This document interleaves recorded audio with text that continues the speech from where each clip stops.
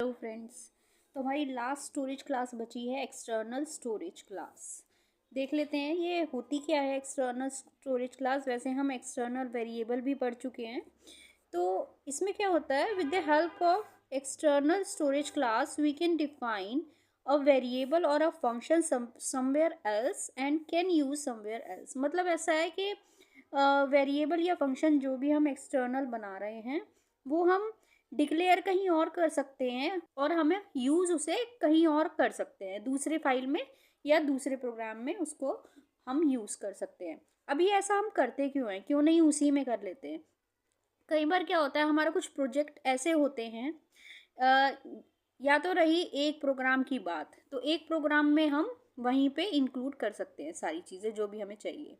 लेकिन कई बार क्या होता है, कंपनीज में बड़े बड़े प्रोग्राम्स बनते हैं, बड़े बड़े प्रोजेक्ट्स बनते हैं। उसमें क्या होता है, एक ही बंदा उस पर काम नहीं करता। उसमें क्या होता है, डिफरेंट प्रोग्रामर्स उसमें काम करते हैं। कुछ मॉड्यूल किसी प्रोग्रामर को मिलता है, कुछ मॉड्यूल किसी प्रोग्रामर को मिलता है।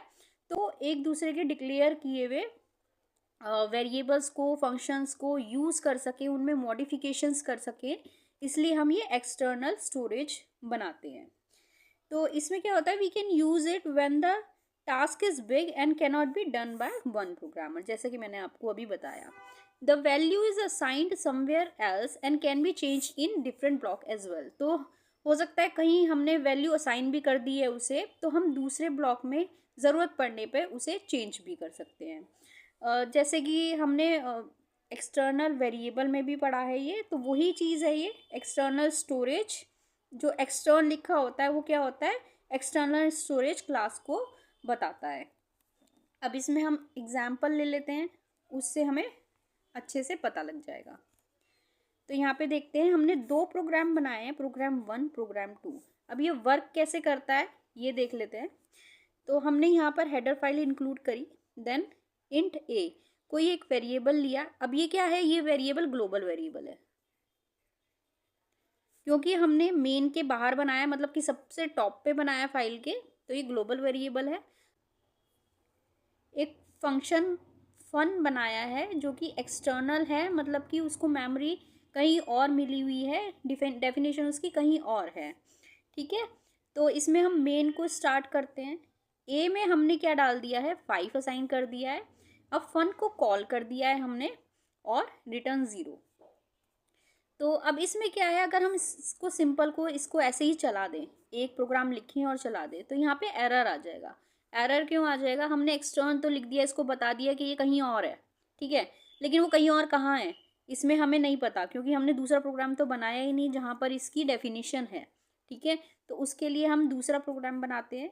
दूसरा प्रोग्राम बनाया, अब इसमें हमने एक्सटर्न इंट ए ले लिया। अब एक वेरिएबल ले लिया ए नाम का, वो भी हमने यहाँ पे एक्सटर्न बनाया। यहाँ पे हमने फंक्शन को एक्सटर्न बनाया था, यहाँ पे हमने वेरिएबल को एक्सटर्न बनाया। अब यहाँ पे हमने उस फन जो यहाँ पे हमने बताया है कि एक्सटर्न है, वो यहाँ पे हमने डिफाइन कर दिया। फन चलाया, प्रिंट एफ क्या करवाया हमने, यहाँ पे वैल्यू प्रिंट करवा दी ए की।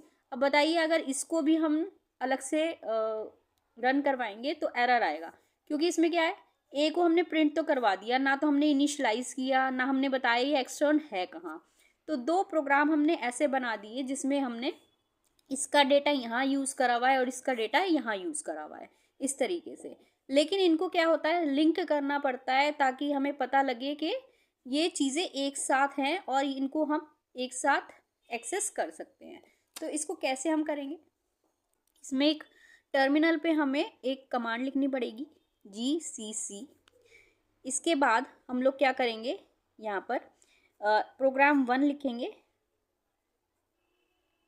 प्रोग्राम 1.c, क्योंकि C.c से ही हम इसको सेव करेंगे। सेकंड लिखेंगे प्रोग्राम 2.c, यहाँ पे डैश डाल के ओ लिखेंगे और यहाँ पे वो नाम लिख देंगे जो जिस नाम का हमें एग्जीक्यूटेबल फाइल बनानी है, जिसमें ये दोनों के फीचर्स आ जाएंगे। तो इसमें हम लिख देते हैं मेन। ओके, अब जब हम इसको एग्जीक्यूट करेंगे, अब ये क्या बन जाएगी, मेन नाम की एग्जीक्यूटेबल फाइल बन जाएगी। अब इसको हम ./main करके रन करवा लेंगे। ठीक है, तो इस तरीके से हम इसको बनाएंगे, सेव करेंगे दोनों को, और इस तरीके से हम इसको कंपाइल एंड रन कर देंगे। अब इसमें क्या है, 2 प्रोग्राम मैंने लिखे हैं।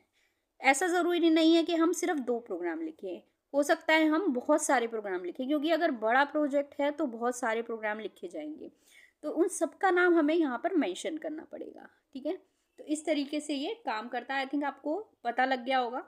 खाली अगर हम एक ही चलाएंगे तो एरर देगा, क्योंकि हमने यहाँ पे बता दिया है कि ये कहीं और है, लेकिन वो कहीं और कहाँ है हमने ये मेंशन नहीं करा। इसी तरीके से यहाँ पे भी अगर हम खाली चलाएंगे तो ये एरर दे देगा।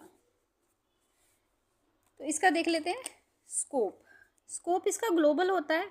ऑब्वियसली ये जब कोई सी भी फाइल में यूज़ हो सकते हैं और प्रोग्राम में पूरे में यूज़ हो सकते हैं, तो इसका स्कोप हो गया ग्लोबल। ये डिफ़ॉल्ट वैल्यू 0 ले लेता है अगर इसको इनिशलाइज ना किया जाए। इसकी मेमोरी लोकेशन रैम रहती है। प्रिजर्व करता है ये value till the end of the program, तो एंड ऑफ द प्रोग्राम तक इसकी मेमोरी रहेगी और इसको हम यूज़ कर सकते हैं। अब एक और इसमें प्रोग्राम मैं आपको बता देती हूँ और एक और तरीका बता देती हूँ किस तरीके से ये चल सकता है, रन कर सकता है। एक प्रोग्राम हमने 1 बनाया, इसमें एक्सटर्न वॉइड मैसेज नाम का एक फंक्शन हमने बताया कि कोई एक्सटर्न है, ठीक है, कहीं पर है।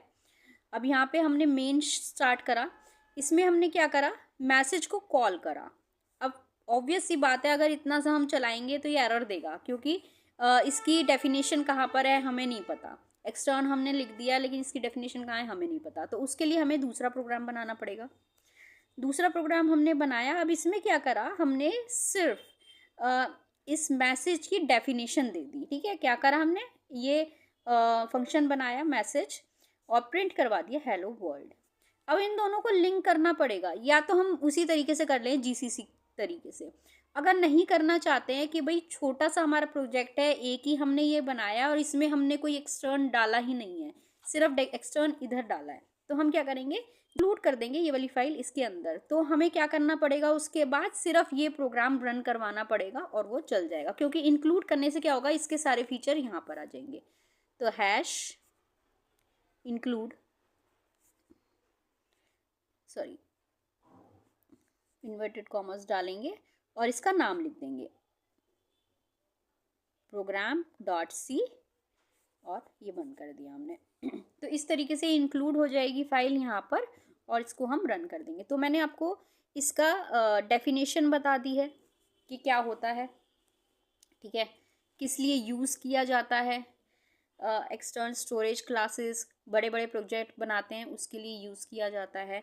एक मैंने आपको ये प्रोग्राम बता दिया कि भाई जब बहुत सारे प्रोग्राम बनेंगे तो उसको किस तरीके से रन करना है, इस तरीके से मैंने आपको इसके सारे फीचर्स बता दिए हैं।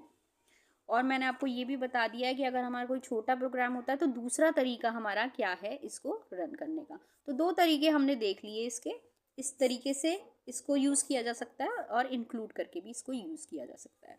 आई थिंक आपको सारे पॉइंट्स समझ में आ गए होंगे। कोई भी आपको प्रॉब्लम होती है तो आप कमेंट सेक्शन में मुझे पूछ सकते हैं। बस ये ध्यान रखें कि एक्सटर्न लिखने के बाद ये देखता है कि ये एक्सटर्न है कहाँ पे, ये इसने कहाँ पे इसकी डेफिनेशन दी है। ठीक है, okay, thank you, bye bye.